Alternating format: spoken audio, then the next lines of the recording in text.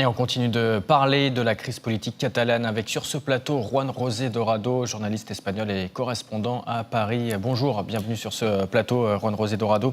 Les militants indépendantistes prépareraient aujourd'hui de nouvelles actions de protestation. Est-ce qu'on sait ce qui va se passer concrètement? Certains appelleraient à converger sur Madrid selon certains groupes sur les réseaux sociaux. Qu'en est-il exactement? Aujourd'hui, effectivement, on attend des nouvelles concentrations des indépendantistes dans les rues, notamment de la Catalogne. L'idée des CDR, les commandos de défense de la République, parce qu'ils se font appeler comme ça, c'était de bloquer la Catalogne, bloquer les principaux accès à la Catalogne, à Barcelone, aux aéroports, aux gares des trains.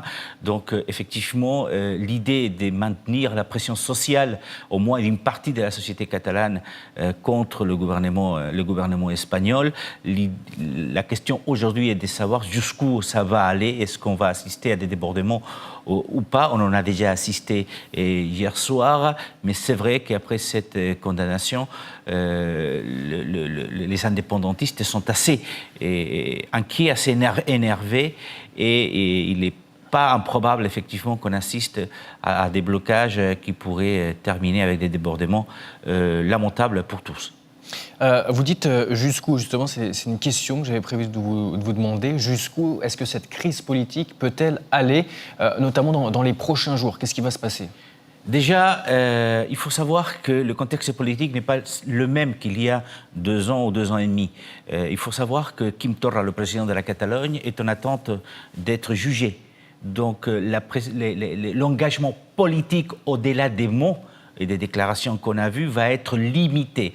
C'est à la rue, et c'est ça que le gouvernement actuel et les dirigeants indépendantistes veulent, c'est que ce soit la rue qui prenne les choses en main, si on peut dire comme ça, parce que leur engagement en tant que politique est très limité. Encore une fois, Quim Torra est en attente de procès. En janvier prochain, le responsable de la police catalane, lors du référendum du mois d'octobre, sera jugé avec d'autres responsables politiques indépendantistes. Donc, la pression judiciaire sur les indépendantistes font que les politiques vont avoir à faire attention à ce qu'ils font et à ce qu'ils disent pour ne pas s'inciter à la violence, parce qu'ils vont devoir faire après face à la justice. Donc c'est surtout la rue et les commandos de défense de la République, dont 7 personnes ont été arrêtées il y a quelques jours accusées de terrorisme, sont dans le point de mire et sont un peu l'avant-garde du mouvement social, peut-être la partie la plus violente, mais c'est vrai que de façon générale, le mouvement indépendantiste, de façon générale, est plutôt pacifique, même si effectivement on peut assister à des débordements des 2 côtés. Vous venez de parler de la police catalane. Elle est sur le front cette année, contrairement à il y a 2 ans. Effectivement, lors du référendum du 1er octobre, il faut se rappeler que la police catalane avait ordre de ne pas autoriser l'ouverture des bureaux de vote et elle est restée passif.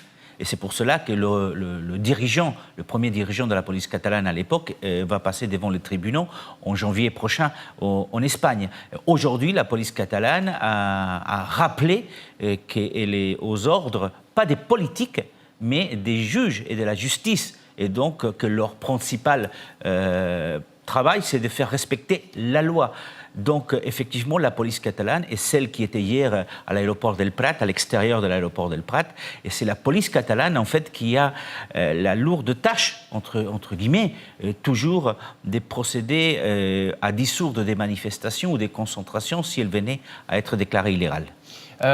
Qui se cache derrière Tsunami Démocratique? C'est le compte Twitter qui gère les différentes actions qui ont eu lieu hier et celles qui vont peut-être avoir lieu aujourd'hui. Aujourd'hui, effectivement, on voit naître, notamment Tsunami Démocratique. Derrière, il y a des éléments, pour certains, disent les plus radicaux de la mouvance indépendantiste, très proches du CDR, le Comité de défense de la République, qui appellent effectivement à la désobéissance civile. La désobéissance civile n'est pas réprimée. Hein. C'est un droit de chacun de procéder à la désobéissance civile. civile. Mais c'est des groupes, pour la plupart, qui ont tendance un peu plus radicale. La peur aujourd'hui, mais que ce soit du côté espagnol, que ce soit du côté des dirigeants catalans, même s'ils sont indépendantistes, c'est que ce type de mouvement aille dans la violence, parce que ce n'est pas comme ça qu'on peut régler les problèmes, même si aujourd'hui la situation est très compliquée. Merci Juan José Dorado d'avoir répondu à nos questions. Je rappelle que vous êtes journaliste aux médias espagnols La Région.